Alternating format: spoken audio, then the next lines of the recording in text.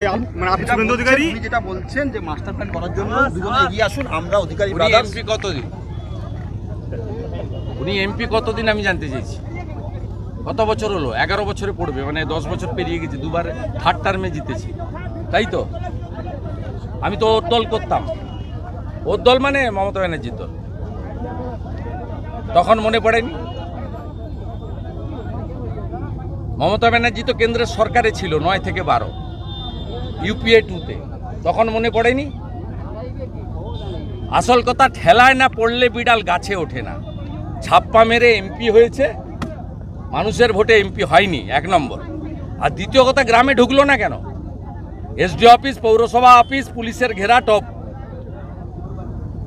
ওকে বলবো রাজধর্ম পালন করুন, প্রত্যেকটা গ্রাম পঞ্চায়েতে যান। আপনার লোকসভা কেন্দ্রর 75% জায়গা প্লাবিত। কেশপুরের বড় অংশ, দেবরার বড় অংশ, ঘাটাল সম্পূর্ণ, দাসপুরের বড় অংশ, পাঁশকুড়া সম্পূর্ণ। সবং পিংলা ছাড়া, পিংলারও অল্প কিছু হয়তো হবে, বাকি পুরো জায়গা। এইসব লেকচারবাজি বন্ধ করুন। আজকে রবিবার শুটিং ছিল না, তাই শুটিং করতে এসছে।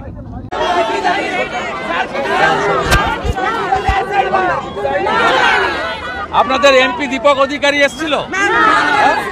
খালি তোমার দেখা নাই রে, তোমার দেখা নাই।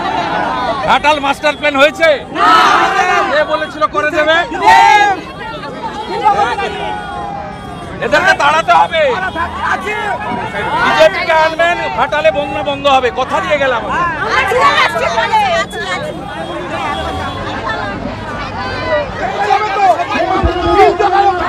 সবাই পাবে। আপনি যে খাবারটা দেন সেটাই পাচ্ছি আমরা। পঞ্চায়েতের সরকারি রিলিফ দেয়নি। মুখ্যমন্ত্রী যে এলো রাস্তা দিয়ে চলে ওই যে খেলবি কিছু এইটাই পাচ্ছি আমরা। আপনি কাল থেকে সাদা ভাত দিচ্ছি তো, এই তো এসছে না, এটা 15 দিকে দুদিন খেজুরি দিচ্ছে। ঘরগুলোতে একটা করে তারপলিন অন্তত কিছু করে দিন। এমএলএ সাহেবকে আমি দিয়ে যাচ্ছি। আমরা তো সরকার নই, যতটা পারি করছি, পাশে দাঁড়ানোর চেষ্টা করছি। এটা তো দায়িত্বটা সরকার তো মানে কোনো কিছুই মানুষের জন্য করতে পারেনি আজকে। আমরা দেখবো যতটা পারি করছি। আমি আজকেও কিছু রিলিফ তারপলিন দিয়ে যাচ্ছি বিধায়ককে, যদিও সংখ্যাটা সামান্য আর চাহিদা প্রচুর। তার মধ্যে যতটা পারা যায় করবেন। আর আমি অন্যান্য এনজিওদেরও বলবো আসতে। সবচেয়ে বেশি ওয়াশ এফেক্টেড হয়েছে ঘাটাল, খানাকুল এবং পাঁশকুড়া। এই 3টে সবচেয়ে খারাপ অবস্থায় আছে। আমি অনুরোধ করব বিভিন্ন এনজিও, সেবা প্রতিষ্ঠান, তারাও একটু গ্রামের ভিতরে এসে রিলিফের কাজ করুন। কারণ আমাদের রিলিফ কাজ করার সীমাবদ্ধতা আছে, আমরা সরকার না। তার মধ্যে আজকে নিয়ে 4 দিন আমরা দাসপুর ঘাটালে প্রায় 7-8 হাজার করে মানুষকে রান্না করা খাবার দিয়েছি। আমাদের বিধায়ক তার সাধ্যমতো তার সতীর্থদের নিয়ে, এলাকার অনেক ব্যবসায়ী দাতা মানুষকে নিয়ে শুকনো খাবার দিয়েছেন। আমরা বিধায়ককেও কিছু তারপলিন দিয়েছি। আজকেও আমি বিধায়ককে প্রায় 800,000 মতো তারপলিন আমি এখানে দিয়ে যাচ্ছি, যাতে দিতে পারে। কিন্তু এটা সমুদ্রে বিন্দু। আমি যেহেতু সরকার এক সপ্তাহ হয়ে গেছে পরিষেবা দেয়নি।